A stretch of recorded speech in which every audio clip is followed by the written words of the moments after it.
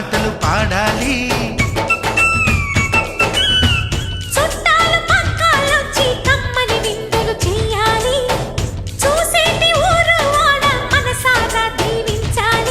నలుగురు కలిసి చేతులు కలిపి మన కలలన్నీ పండించాలి.